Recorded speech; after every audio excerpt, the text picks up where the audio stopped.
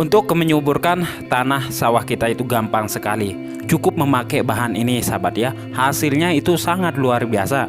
Tanah kita yang biasa gersang, padat, ketika pengolahan lahar itu bisa lembek sahabat ya, ketika kita spray memakai pupuk ini. Ini adalah pupuk kita bisa bikin sendiri di tempat kita sahabat.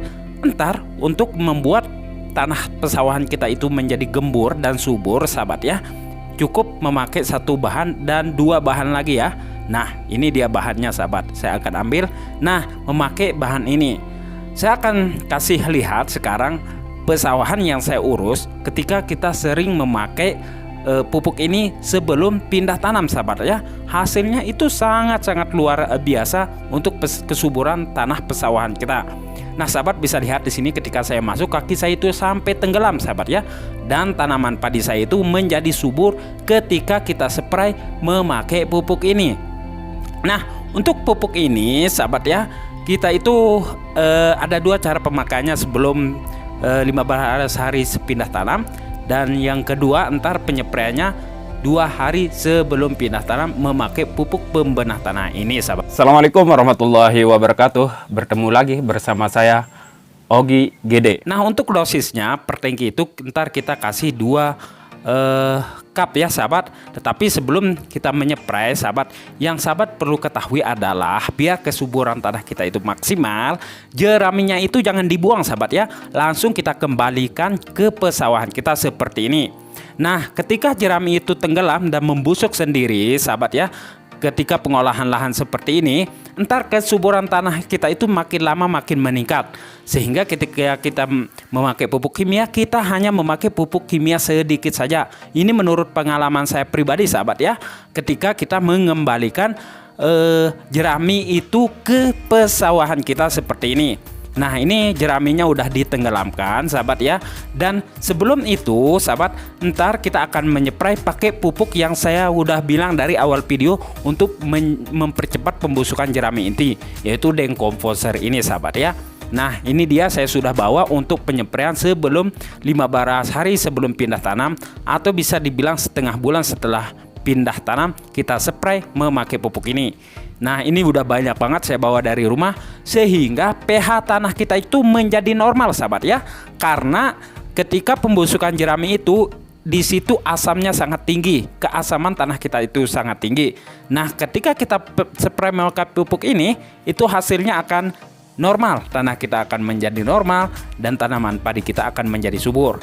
Nah pertama kita masukkan 2 cup sahabat, ini yang pertama ya sahabat.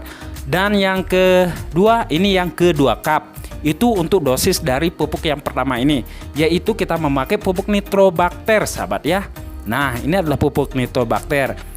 Nah kita satu tangki itu kita gunakan kurang lebih 280 mili per tangki semprotan sahabat ya, untuk nitrobakter atau pupuk pembenah tanah ini sahabat ya. Nah ini, tetapi ingat sebelum kita masukkan pupuk ini, kita masukkan air dulu sahabat ya. Nah setelah kita masukin air sahabat seperti ini ke tangki kesemprotan kita, baru kita menggunakan pupuk yang kedua, yaitu IM4 yang sudah diaktifkan sahabat ya. Sama, karena IM4 sama nitrobakter itu agak berlawanan, tetapi kita berlawanan dalam artian ketika mencampurnya dalam fermentasi.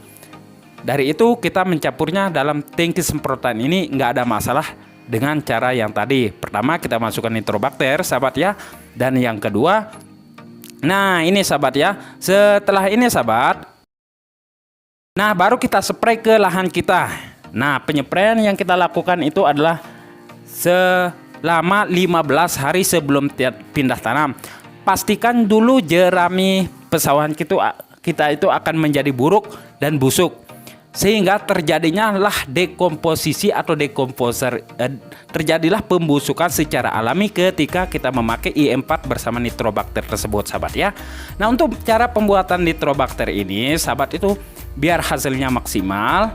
Oke sahabat, cara pembuatannya itu pertama-tama adalah, oke sahabat, untuk alat yang kita gunakan di sini adalah botol ya, karena saya akan buat 1 liter saja, dan ini adalah bibit nitrobakter, mikroorganisme nitrobakter yang saya ambil dari bawah kandang yang sudah lama ditinggal sama dombanya. dan kita ambil 10 cm di dalam tanah. Di sini untuk 1 liter itu nggak usah banyak-banyak sahabat ya, sedikit saja seperti ini. Nah, tujuannya dari kita mengambil ini ya, karena nitrogen dari nitrobakter itu ada pada bawah kandang tersebut sahabat ya.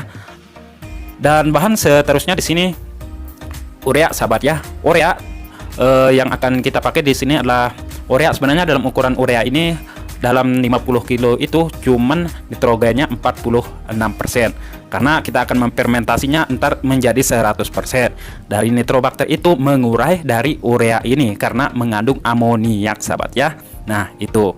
Dan seterusnya di sini adalah sahabat gula merah ya. Nah, di sini kalau sahabat punya gula putih silahkan pakai gula putih, kalau punya molase silahkan pakai molase.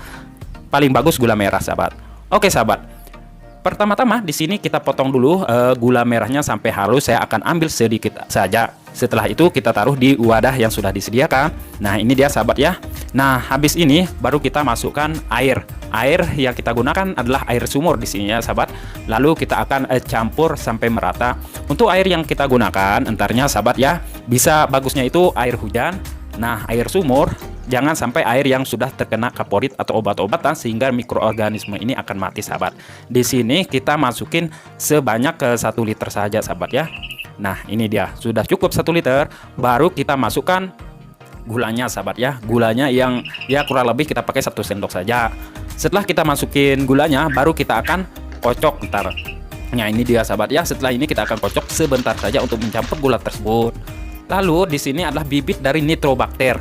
Ini yang sangat penting. Banyak pertanyaan, kita masukin sedikit aja sahabat ya. Dan banyak pertanyaan, apakah mikroorganisme ini akan mati? Tidak sahabat, dia akan tetap hidup dan mengurai dari pupuk urea tersebut. Sehingga karena dari nitrobakter ini dia membutuhkan unsur nitrogen. Dari itu nitrogen yang ada pada urea ini dia akan mengurai habis sehingga mikroorganisme ini akan menjadi banyak sahabat.